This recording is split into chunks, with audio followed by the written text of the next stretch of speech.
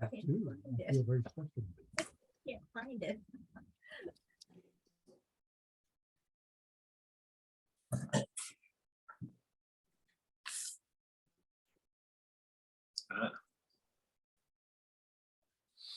Okay, so I hope you're all seeing Fareed Zakaria. Jenny's not seeing as well as she'd like. Yes. Yes, good. So I was making a point with Homer and Jenny that his Sunday program this week took the tone of exactly what we were talking about last week, a very upbeat prospect for democracy, given all the protests going on around the rim of the Silk Road country. So I recommend that. The other thing that really was heartening was the interviews this week with Maria Ressa, one by Fareed Zakaria and the other by Judy Woodruff on PBS. Yes. And she was really inspiring. And she's got a new book, How to Stand Up to Dictators. And are you all seeing subtitles, captions? Yes. Wow. Holy cow. We got your cheat notes there. That's great. Hey, what the hell? All right, I don't understand my computer half the time. You turn it on presenter's view, John. Mindfulness. Oh, here it is. Oh, a participant enabled closed captioning. Oh, okay. Well, I'll deal with it later. So one of the most inspirational things that she said, and I'm going to read it because I find it so inspirational. The struggle of man against power is the struggle of memory against forgetting.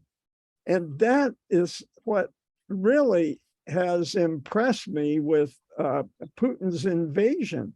It's almost like we have amnesia about the last time a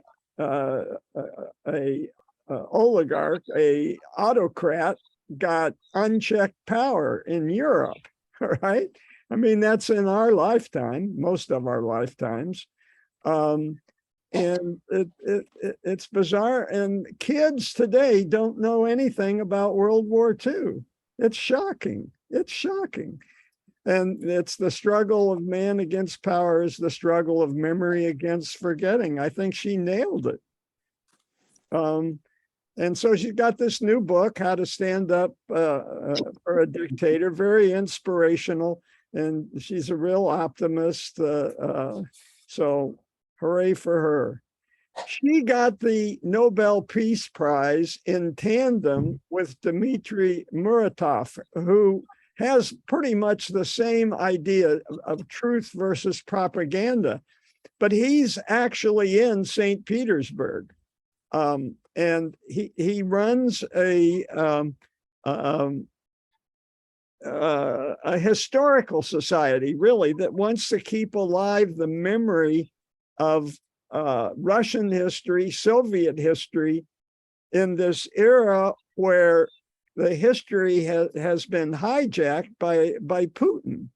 And so the Nobel Committee just made the point he's the most independent newspaper in Russia today, and that 6 of its journalists have been killed.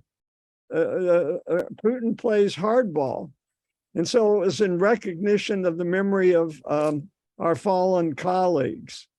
So this is the most famous fallen colleague. I don't know if any of you followed Anna Politkovskaya. She first came to prominence covering Putin's war in Chechnya for 7 long years. And she was exposed to all kinds of harassment, including mock execution. She was poisoned on an airplane. Sound familiar? In Navalny. Yep. she's Ukrainian. Her maiden name is Mazepa. Remember that. It's going to be significant. It has anti-Russian overtones. We'll get to it. Of interest, she had dual Russian-American citizenship because her father was a Soviet diplomat in 1958. So maybe that's played a role. Welcome, Carolyn. So in 2004, as the Chechen War was unwinding, she published in Russia, Putin's Russia. And she alleged that Russia was a police state or a mafia state.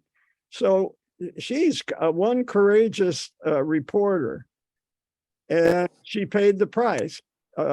She was murdered in her elevator. And one of her friends said it was only a matter of time. She'd already had 9 close calls. A cat has 9 lives, but she was murdered in her elevator. 5 men were sentenced to prison, but they were hitmen, and it's unclear who ordered or paid for the contract killing. But this is the leading suspect. He is the Chechen leader that finally went into league with Putin to help put down his own people. He's a warlord. His father was actually the warlord that made the deal with Putin, but he's inherited that deal. And he agreed to be interviewed by Politkovskaya in 2004. And during the course of the enemy, he said, "You're an enemy to be shot." A few days before her death in 2006, she gave an interview with Radio Liberty, and she called this guy a criminal and said she'd sue him, and said that she had serious evidence against him. So I don't know. All right. So that's my brief introduction of the world that's going on today. Before we return to the Crimea and the Tatars, does anybody want to chime in with something inspirational that they've seen this week? Okay. But interrupt me anytime. Actually, John, I did see that Rupert Murdoch has been named in a $1.6 billion lawsuit, the largest ever filed against Fox News for slander, based on the 2020 reporting of the elections. Huh. That was yesterday. So that was moderately encouraging. Okay, good. How does everybody feel about the cancellation of the Constitution as recommended by Trump? Well,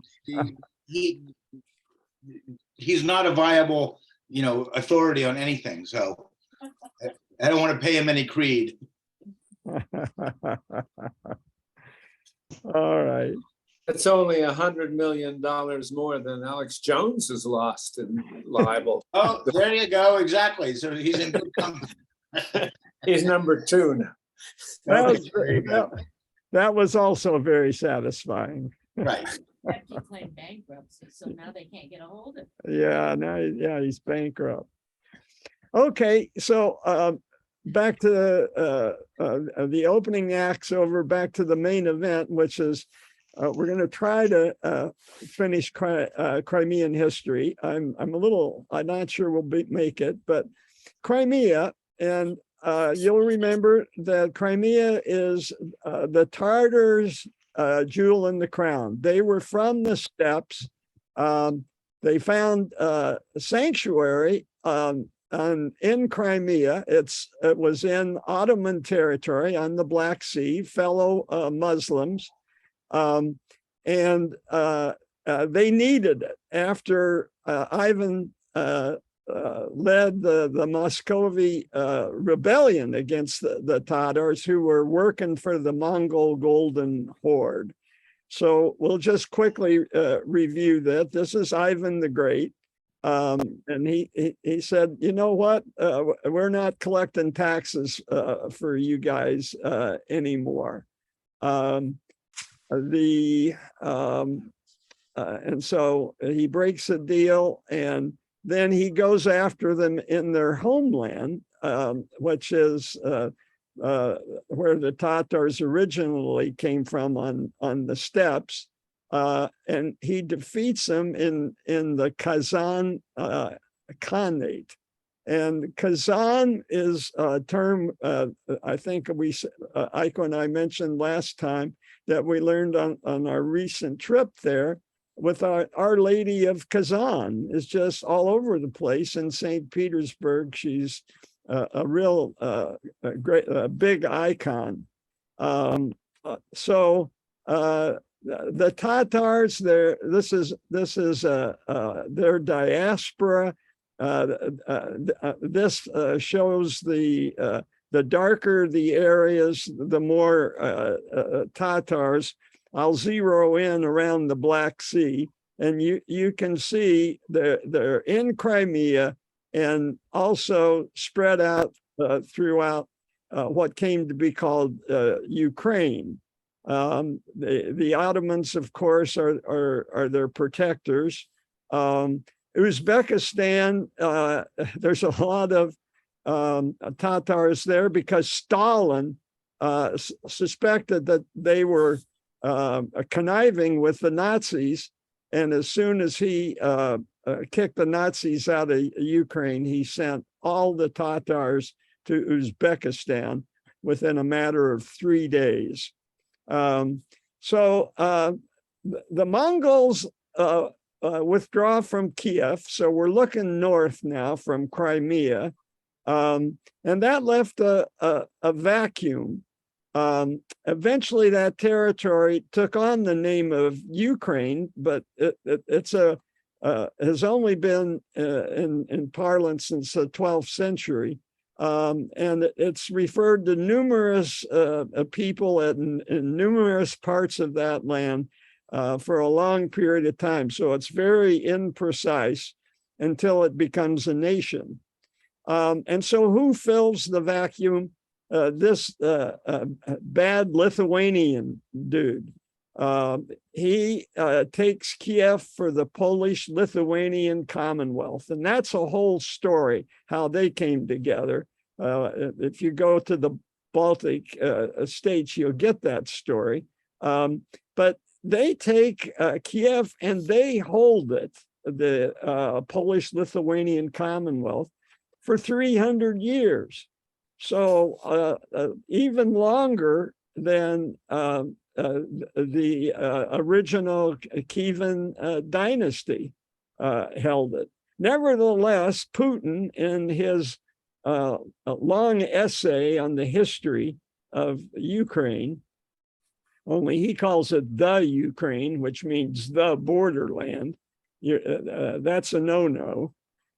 We've all had to learn how to talk about Ukraine. He says that it was actually Lithuania, the Grand Duchy of Lithuania and Russia. So he inserts Russia into the story here, but that's not accurate. So the Polish-Lithuanian Commonwealth was the largest entity in Europe for a very long time. It stretches from the Baltic almost down to the Black Sea. You have a rim here of Ottoman control. So here's Crimea, Ottoman control. So they don't quite get to the Black Sea. So this is the Polish-Lithuanian Commonwealth. And they have, you can see most of Ukraine, not all of it. We'll see who has the other eastern part in just a second.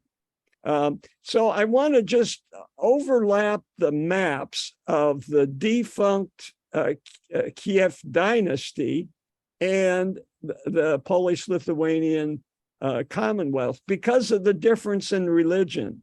So you have a people that originally converted to Orthodox under the influence of Byzantium, and then the and the Byzantine Empire, the Second Rome, if you will. But then the Polish-Lithuanian Commonwealth fills the vacuum and brings in Catholicism. So you have over on the same territory two religions.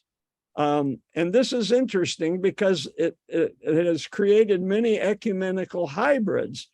And David Klinick's not here today, but he's our local paleontologist who was raised in the Byzantine rite of Catholicism, so a real hybrid.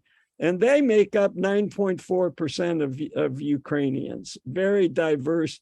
The dominant major religion is Orthodoxy, as you can see from this pie graph. So the Polish-Lithuanian reaches its peak in 1648, and it's going to be downhill from there. Notice again, they don't quite get to the Black Sea. Here's this purple Ottoman rim blocking them. So enter the Cossacks. So Jim Teisel asked questions a couple of sessions ago, is who are the Cossacks? And I was stumbling around in, I think, the 19th century, and I said they were Russians. So let's just deconstruct that statement. This is the Cossack leader who led a rebellion against the Polish-Lithuanian Commonwealth and created a Cossack state. It has terrible memories for Jews and Poles because they unleashed anti-Semitism. And so when we hear stories into the 19th and 20th century of pogroms against Jews in Ukraine, this is the beginning of that. This is the Cossacks. Who had a lot of resentment against the Polish-Lithuanians and also against the Jews who were seen as the tax collectors and managers for many Polish estates. And this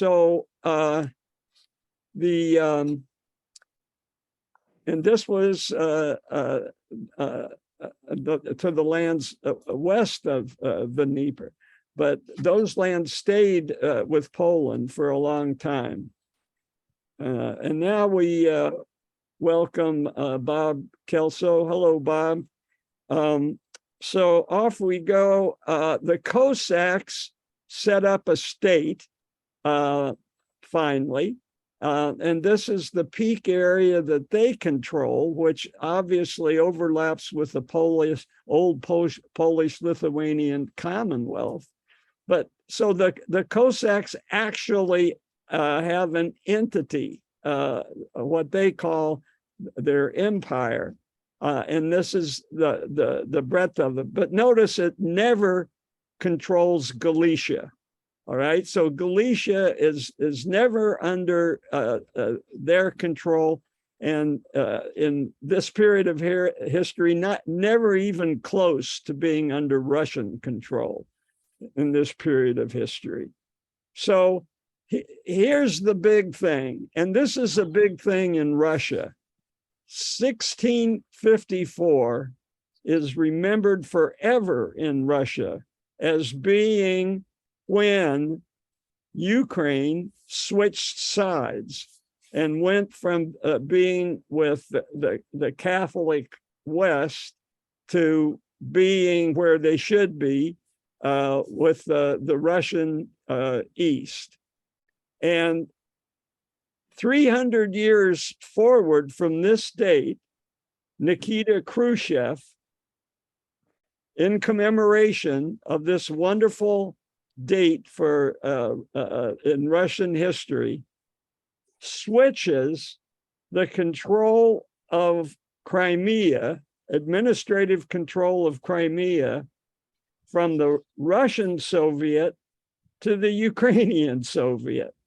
And that he thought all he was doing was switching an army base from the control of California to the control of Arizona, because at that period of time, they were both states. And what could go wrong? Well, here we are. There's this formal ceremony at this place in central Ukraine, and the Cossacks formally say, "We're with you, Russians, but we're going to see there's some problems."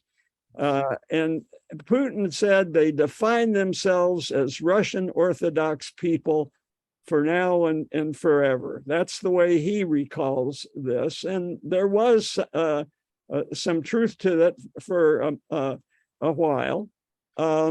But even Putin admits that the Cossacks were unreliable.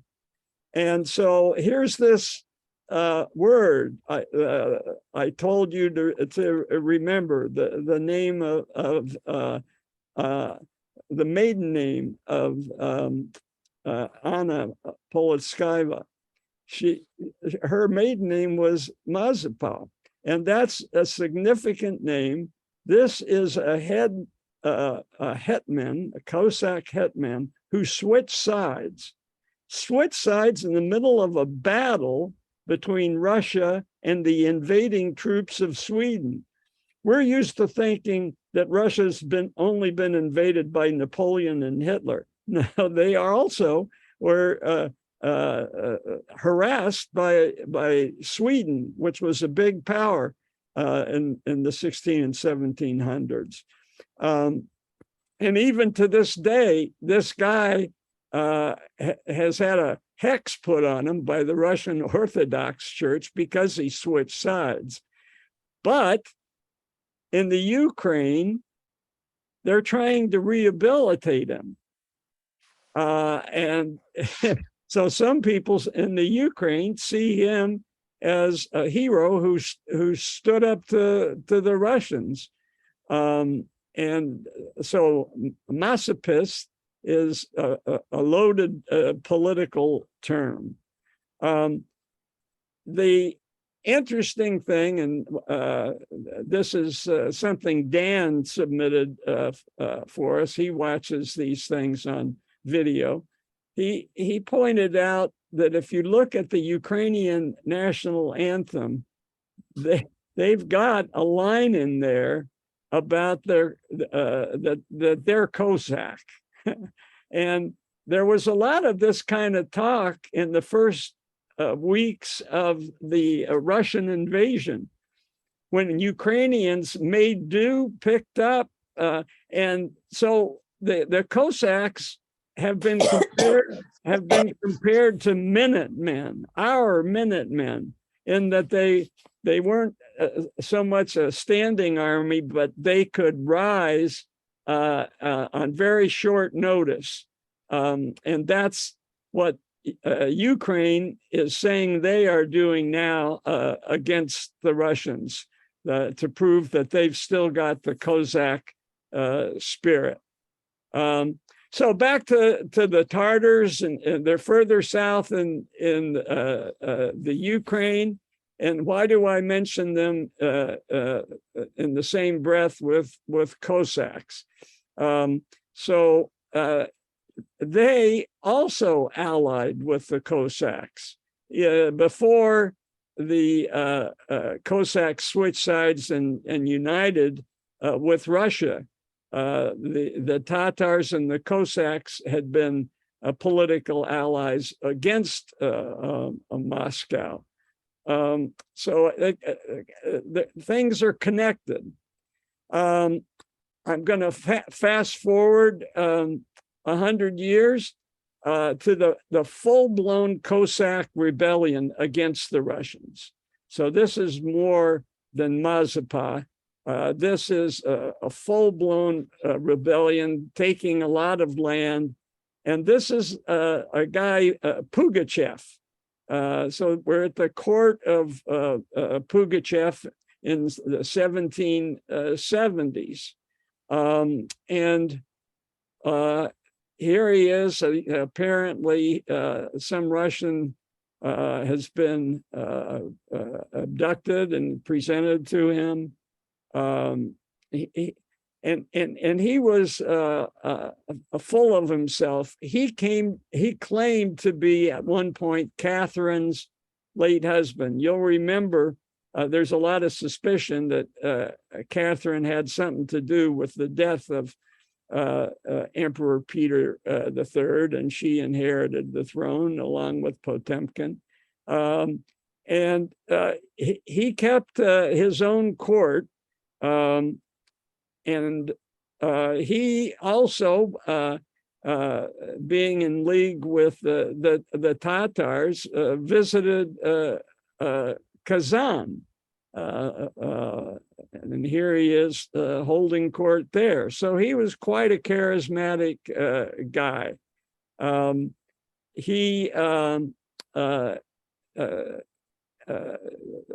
This was the period of time Catherine, he certainly got Catherine and Potemkin's attention. And they were at a disadvantage, though. Where were they hiding out? They were hiding out in Zaporizhia. And Zaporizhia has come to our attention with current events in Ukraine. Potemkin, though, was able to deal with this rebellion and broke the rebellion. I'll come back to Zaporizhia in just a second. So Pugachev, he was turned in by his own brethren, taken to Moscow in a metal cage for public execution. Zaporizhian Cossacks, I've shown pictures of Cossacks before, but these are Zaporizhian Cossacks. And I think this painting is very evocative of and captures the spirit of who these guys were. So before they joined up with Russia, I'd answer Jim's question that they were just outlaws on the fringe of civilization. So think of our American West and the outlaws there. The Cossacks were originally like that. They were in lands that nobody else wanted. Why? Because they were delta lands in the southern part of the Ukrainian and Russian breadbaskets, and the delta regions were waterlogged, and they didn't ever drain the swamp or figure out that they should drain the swamp, and they just made do. But Zaporizhia is here. It's a state in Ukraine. You can see it's right above Crimea on the north shore of the Sea of Azov. To put it in context, we've heard about Kherson a lot. We've heard about Donetsk and Luhansk a lot. But Zaporizhia sits right here in line. And the interesting thing, and the reason it's in the news, is it's an energy center for the country of Ukraine, but it was even a center of energy before Ukraine was a country. It's got the largest nuclear power station, thermal power, And then, of course, it's right on the upper reaches of the Dnieper, so it's got electric stations. And so the nuclear aspect of this is captured here in this graphic. They have all the nuclear plants. Chernobyl, of course, was up here. But a lot of them are centered in Zaporizhia. And so when we're reading in the news about the Russians launching rockets at nuclear stations, this is what Zaporizhia is, what we're talking about. As I said, the development was in Soviet times. So you can see that the investment and development took off in Soviet times. Putin makes the point that Ukraine benefited from Russia's investment in Ukraine, and you can see the result of that.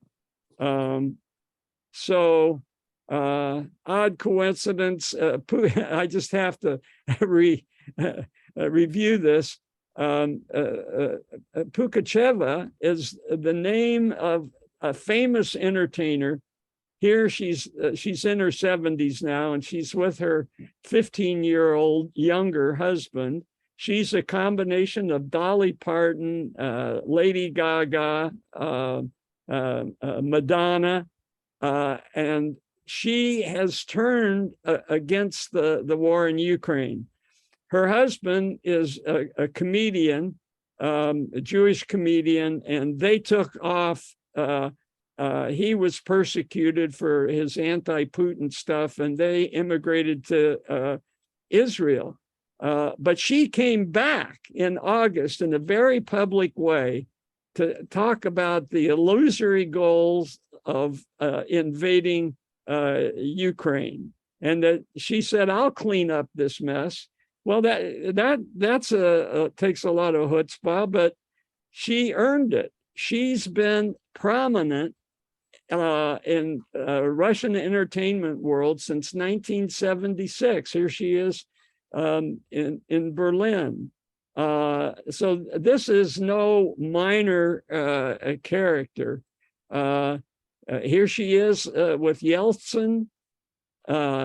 Here she is with Putin, the president at the time of Ukraine. I think this is the guy in Belarus. And here she is with Putin herself, who gave her a prize. So this is after he took over Crimea in 2014, which apparently she was down with. But after she came out in August, she was put under investigation, and I have an update. She is being formally charged for discrediting the Soviet military, and so she and her husband took off again for Israel. So that's an update on Pugacheva. Just a coincidence, a very distinctive name, but a history of rebellion. Okay, so Cossacks today, Putin has used Cossacks to police the Sochi Olympics.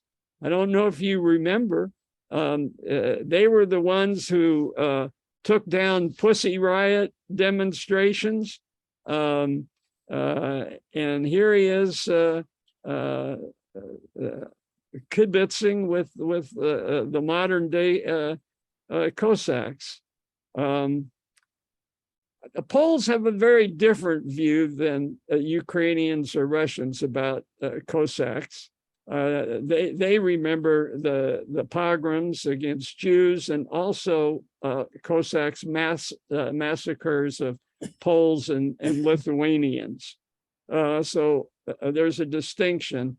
And now we have a problem. I won't go through this, but there's a problem of Ukrainian refugees in Poland sending their kids to school. And how do you deal with the history? And there's any number of items that there's a wildly different version in Poland of and at some point when we get into modern Ukraine, I'll come back and go through some of those, but not today. So I want to insert a really interesting chapter in the Cossacks and what Catherine the Great did. Remember, the Cossacks are all down mostly in the southern part of the breadbaskets, and they don't know how to farm. They don't know how to drain the land. So what does Catherine do? She's German, right? So she goes and she recruits Germans, German farmers, to come and settle in southern Ukraine and along the Volga. And it's most intense along the Volga. So they're called the Volga Deutsch. The Volga Deutsch, imported by Catherine to develop farming in the southern breadbasket. So off they go, heading east. They meet up. It's a clash of cultures initially, German and Russian. Some photos. Here's a recruitment poster in Germany to get the Volga Deutsch to move to Russia. They get there, they fraternize. And so I have a question for you. How did a portrait of Catherine the Great get to Fredericksburg, Texas? This is an irresistible chapter for me. So the Volga Deutsch are attracted, and Catherine offers them a deal. They don't have to pay taxes. They are exempt from the draft, and they can brew beer without paying taxes. So three big benefits to get the Volga Deutsch to move east to Russia. Well, after 100 years, the Cossacks said, that's hardly fair. And they protest, and the Tsars 100 years later say, okay, you've had the deal's off, you can be drafted and you have to pay taxes on the land and your beer. And so now the Volga Deutsch are unhappy. They've lost a good deal. So American recruiters for the trains, the new trains that are being built in America, they need farmers to come and settle in the areas next to the train tracks and develop the land so that the land that the trains own will become more valuable. And so they look for disenchanted farmers all around the world. And here's a recruitment poster that Americans put in southern Ukraine. And where do they go? They go to Texas. And this is the one place where the railroads think that foreign farmers will be along the railroad tracks would be most useful. And so they enter in the Angel Island, Angel Island and Ellis Island of Texas. And they make their way up to the hill country of Texas. and this is the immigration there. And so my follow-up question is why LBJ invited the chancellor to his ranch in Hill Country. And it's because in Friedrichsburg, he knew that there were, which is near the Hill Country, that there were a lot of descendants of these immigrants of the Volga Deutsch, and that's why there was a portrait of Catherine the Great in Friedrichsburg, and LBJ took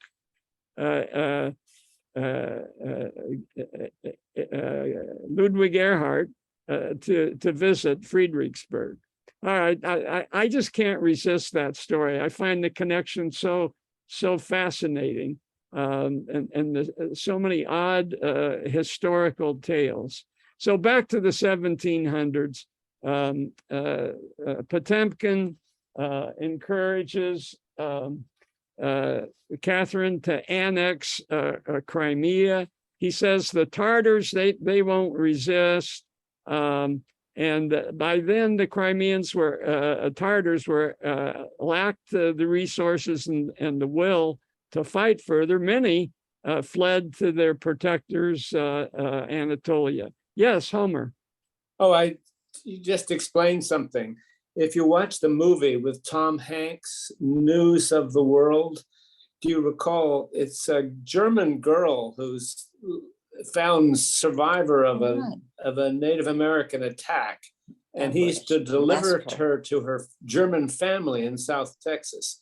It must have been at the same time when the Southern Pacific was trying to attract Germans to settle that part of Texas. And kind of, I had wondered, okay, why were there German settlers in Texas in the setting of the story? You just filled it in. Thanks.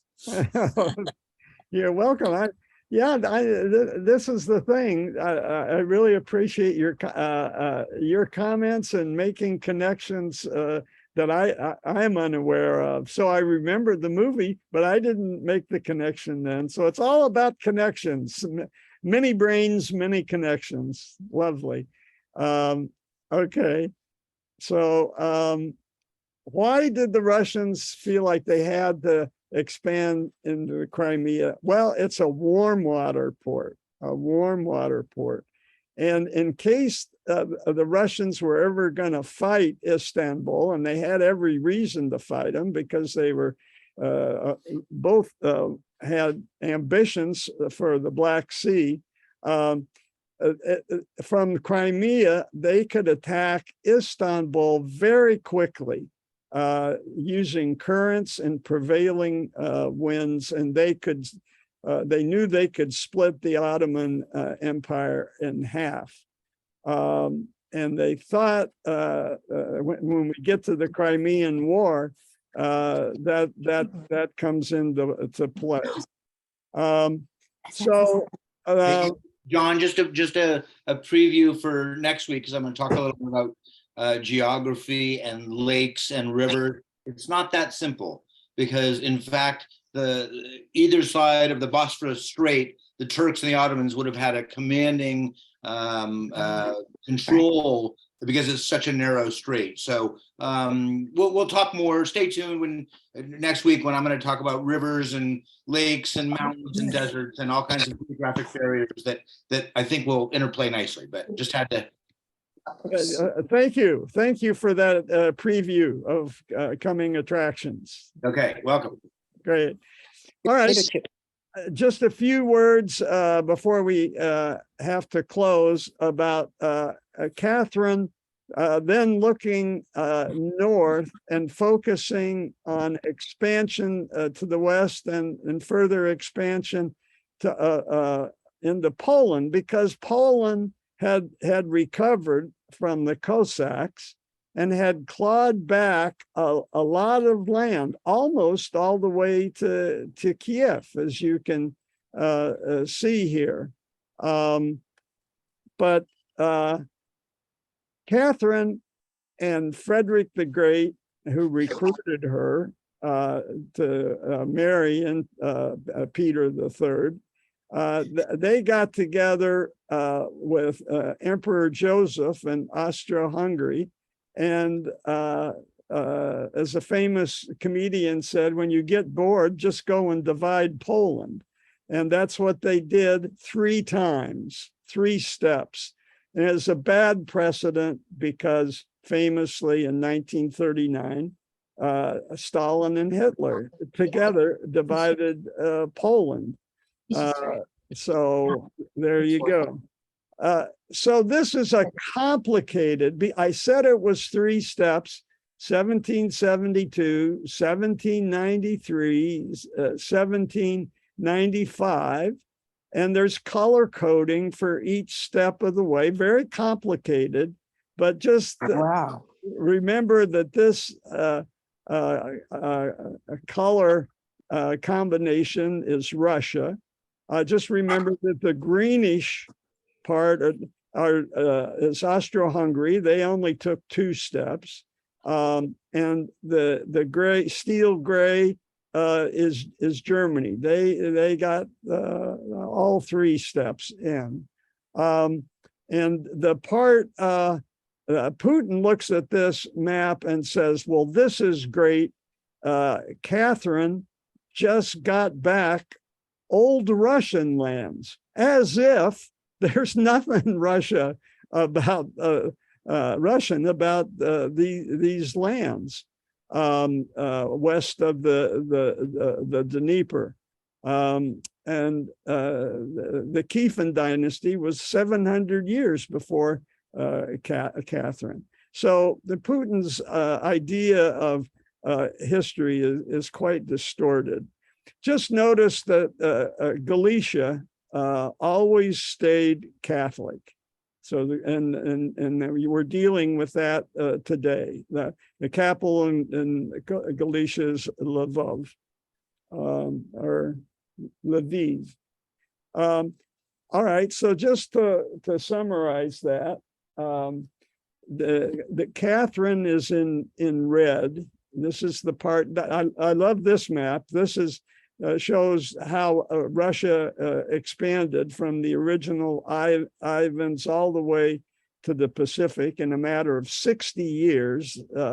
And the red is how Catherine added to it, which is by dividing her share of Poland, mostly. But she and Potemkin took control, before that, took control of Crimea. And then also added to the west later on is Alexander the First, Nicholas the First, and we'll get to talking about that.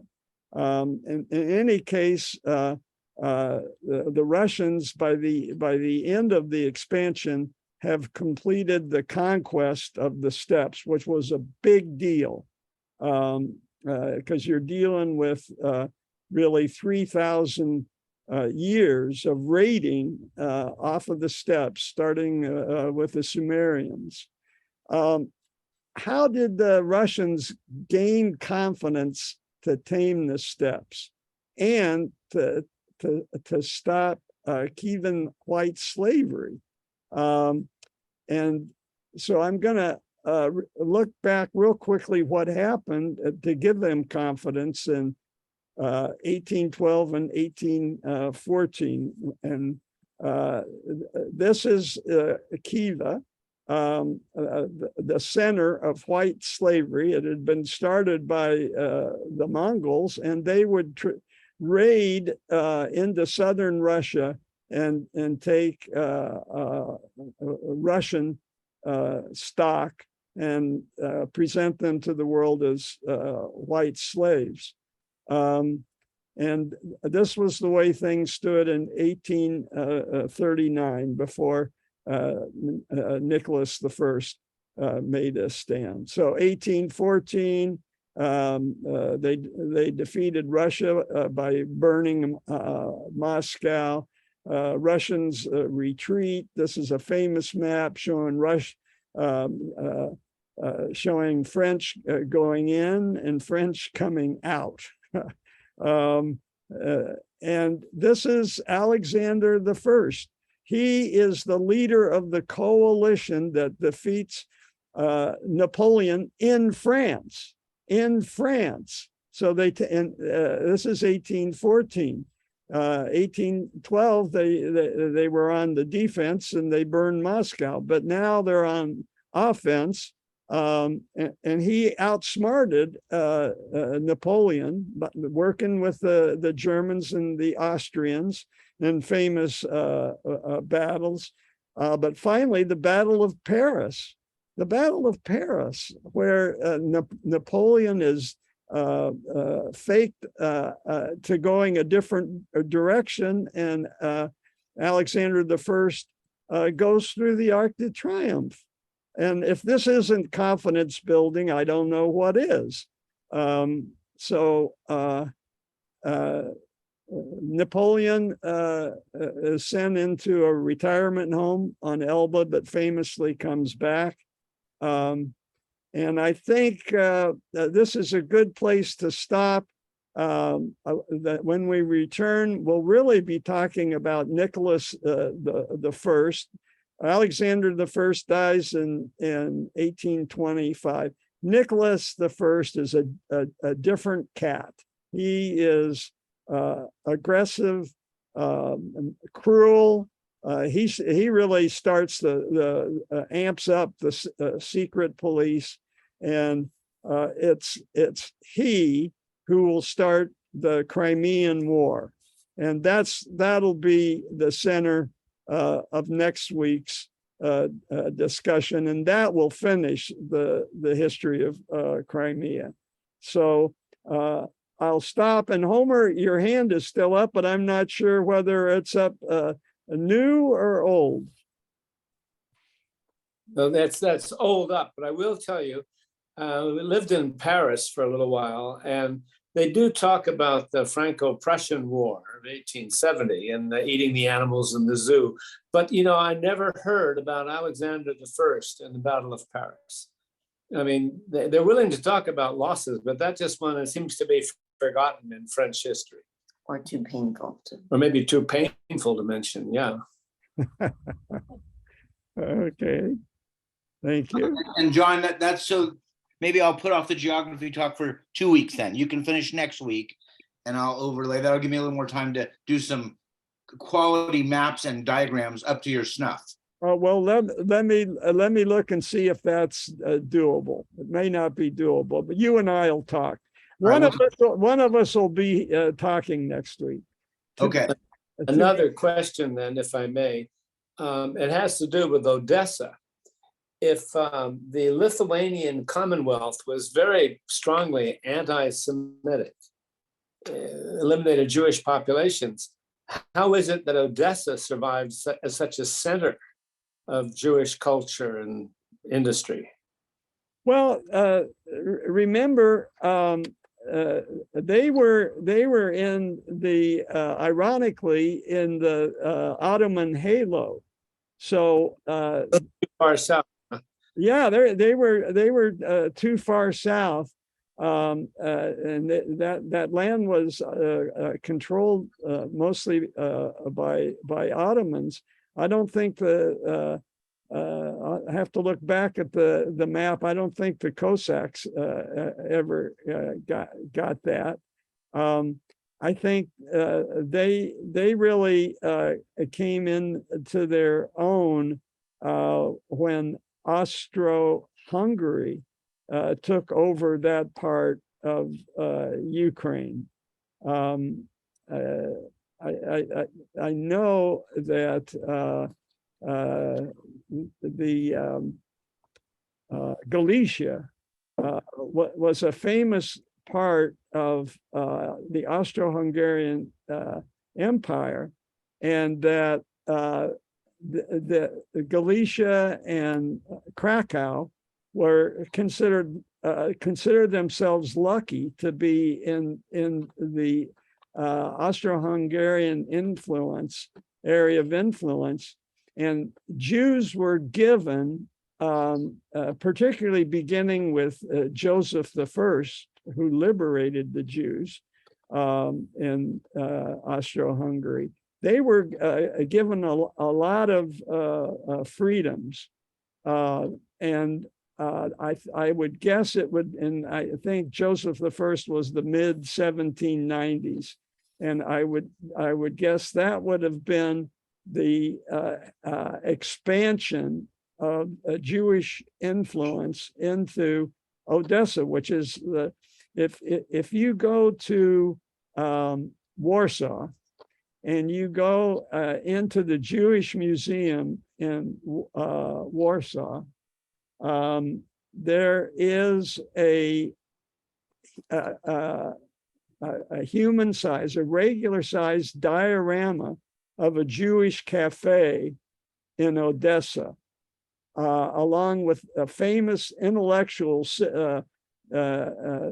statues sitting at tables in a cafe in Odessa.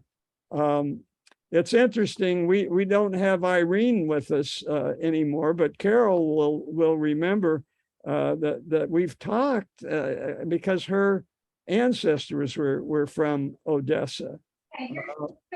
And so she was always interested in the history of Ukraine. Back in this was a couple of years ago, I think, Carol, if I'm not mistaken. But we paid special attention to Odessa because of its Jewish roots. Go outside and walk. Yeah, and just the belch. Where are you gonna sit? Yeah. I'll sit in there, but come here, before you come. I'm not sure that that's directed to me, but I'll assume that it's not. Okay. Any other comments? All right. See y'all next week. John, will you do me a favor and just stay on with me for a minute? Sure. Great. We'll talk to you later. Thanks. That was Thank you, great. Bye, everybody. Yeah, thank you, John. Bye. Bye-bye. Bye. I guess I should have stopped this. Yeah, stop the recording. I don't think we need that.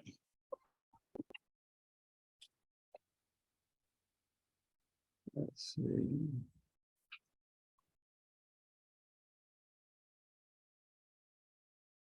I can't see.